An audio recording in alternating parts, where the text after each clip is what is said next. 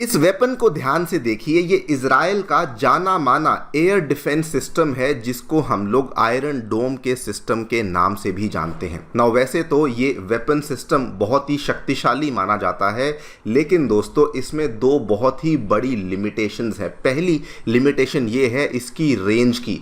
ये सामने से आने वाला जो रॉकेट है ये केवल 70 किलोमीटर तक ही उस रॉकेट को इंटरसेप्ट कर सकता है। अगर इससे दूर कोई रॉकेट होगा तो वहां पर आयरन डोम का सिस्टम जो है वो बेसिकली काम नहीं करेगा। लेकिन इसका जो दूसरा सबसे बड़ा शॉर्टकमिंग या सबसे बड़ी इसकी कमी मानी जाती है वो ये है कि अगर मान लीजिए सामने से आने वाली जो मिसाइल है वो एक हाइपरसोनिक मिसाइल है, यानी कि उसकी स्पीड बहुत ज़्यादा है, तो उस केस में भी जो आयरन डोम का सिस्टम है वो हाइपरसोनिक मिसाइल को इंटरसेप्ट करने में यहाँ पे सक्सेसफुल नहीं होगा। ये वाली आप खबर देख भी सकते हैं। इस चीज़ का एविडेंस हमने आज से कुछ ही महीने पहले देखा था कि 7 हाइपरसोनिक मिसाइल्स दागी गई थी, लेकिन आयरन डोम का जो सिस्टम है वो उनको इंटरसेप्ट करने में कामयाब नहीं हो पाया। अभी दोस्तों हम जो भारत में डेवलपमेंट देख रहे हैं कि हमारा जो डीआरडीओ है वो एक ऐसा एयर डिफेंस सिस्टम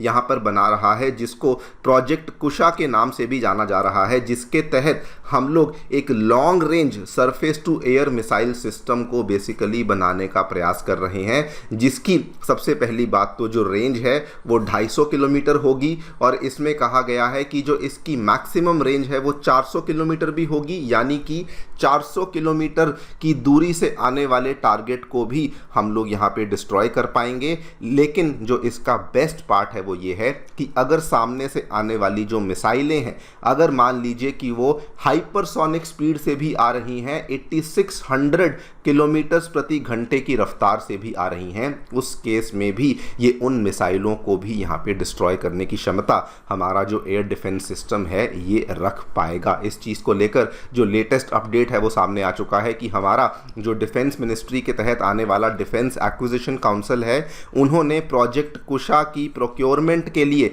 जो भी अप्रूवल्स होते हैं, जो भी एडमिनिस्ट्रेशन के क्लियरेंसेस होते हैं, वो सारे के सारे यहाँ पर बेसिकली सौंप दिए हैं। बात करेंगे दोस्तों इसी प्रोजेक्ट कुशा के बारे में, क्या क्या इसकी यहाँ पे स्पेसिफिकेशंस है, इसकी तुलना भी करेंगे S-400 सिस्टम के साथ एंड ये भी समझने का प्रयास करेंगे कि आखिरकार भारत इस तरह के सिस्टम को भारत के अंदर क्यों यहाँ पर बनाया जा रहा है। आइए शुरू करते हैं मेरे साथ। मेरा नाम है अनिरुद्ध।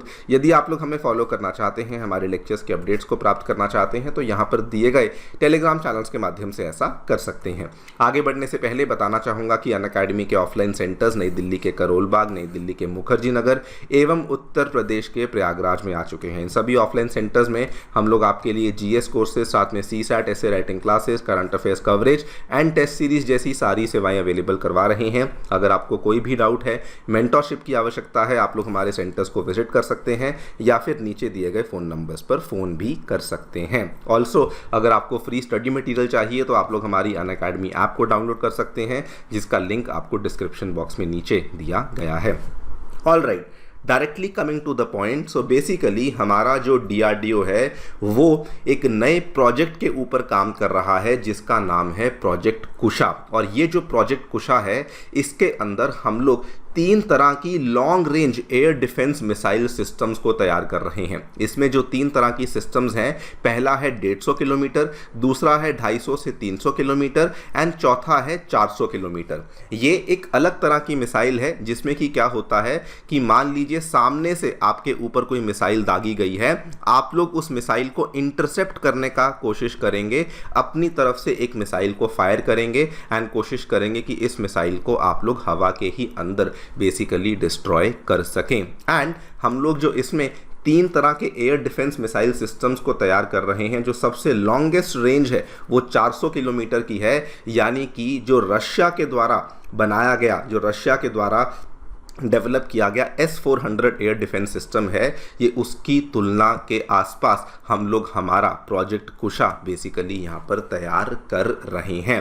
एंड प्रोजेक्ट कुशा में इसमें ये भी कहा जा रहा है, जो रिपोर्ट सामने आ चुकी हैं, कि इसके अंदर जो एयर डिफेंस सिस्टम की रिलायबिलिटी है, इसमें जो सिंगल शॉट किल प्रोबेबिलिटी है वो भी 80% से ज़्यादा की आपको देखने को मिलती है। सो फॉर एग्जांपल मैं आपको इसको एक्सप्लेन करता हूँ। मान लीजिए सामने से कोई मिसाइल आपके ऊपर दागी गई है, मान लीजिए कि 10 मिसाइलें आपके ऊपर सामने से दागी गई हैं, तो प्रोजेक्ट कुशा इतना सक्सेसफुल है कि अपनी मिसाइलों से वो बेसिकली 8 आउट ऑफ 10 मिसाइलों को यहाँ पर डेफिनेटली डिस्ट्रॉय करेगा ही करेगा। एंड साथ में ये भी कहा गया है कि अगर मान लीजिए हम लोग मल्टीपल मिसाइलों को लॉन्च करते हैं प्रोजेक्ट कुशा के माध्यम से, तो उस केस में हमारी जो प्रोबेबिलिटी है वो 9 आउट ऑफ 10 की प्रोबेबिलिटी बनती है, यानी कि कम से कम 9 मिसाइलों को जो सामने से आ रही हैं उनको हम लोग यहाँ पे डिस्ट्रॉय करेंगे ही करेंगे। स्पीड के बारे में मैंने आपको पहले ही बता दिया। इसकी सबसे खास बात यह है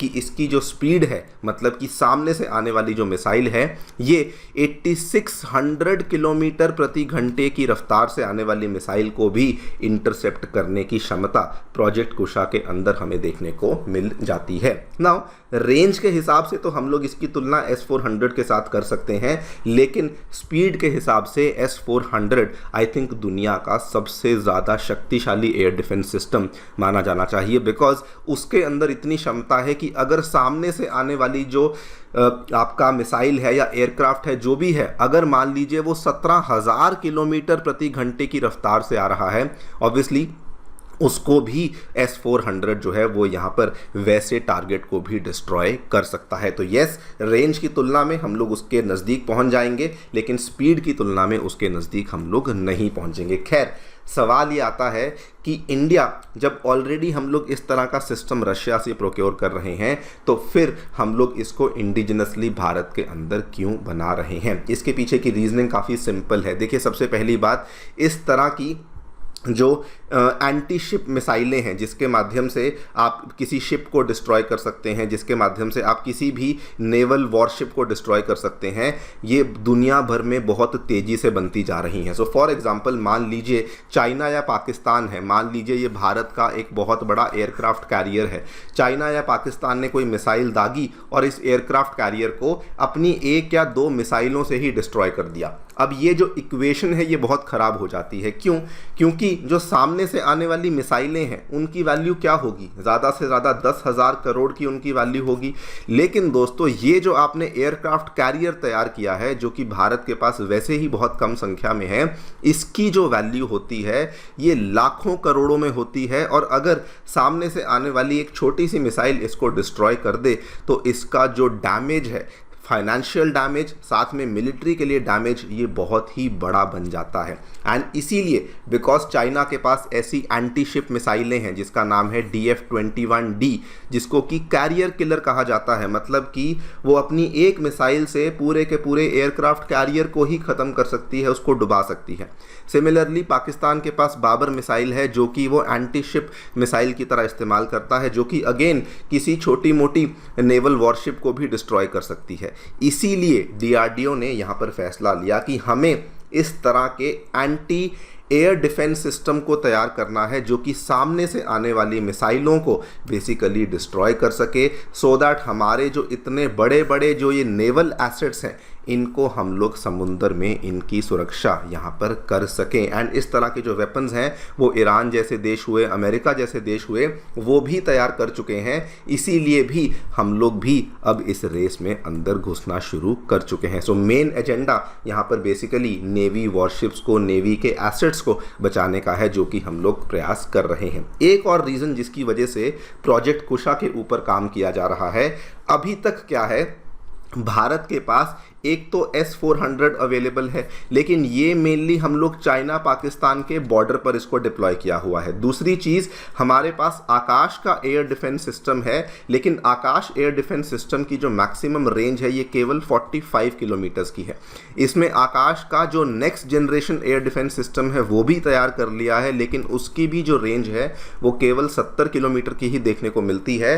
और अब हम लोग अपना नेवी के लिए एक ऐसा सिस्टम बनाना चाहते हैं क्योंकि आर्मी के पास सिस्टम्स हैं, एयरफोर्स के पास सिस्टम्स हैं, लेकिन हमारी नेवी के पास ऐसे सिस्टम्स नहीं थे जो कि इनकमिंग मिसाइल से अपने एसेट्स को बचा सकें। This is also another reason जिसके चलते हम लोग इस तरह का एक multi layered air defence system basically बना रहे हैं। एंड ऑल्सो दोस्तों, अगर आप देखें S-400 हम लोग एक पर्टिकुलर लिमिट के बाद जो है उसको प्रोक्योर नहीं कर पाएंगे। वैसे भी उसकी डिलीवरीज डिले चल रही हैं, लेकिन S-400 सिस्टम आप सभी जानते हैं कितनी महंगा सिस्टम है जो कि हमने रशिया से प्रोक्योर किया है।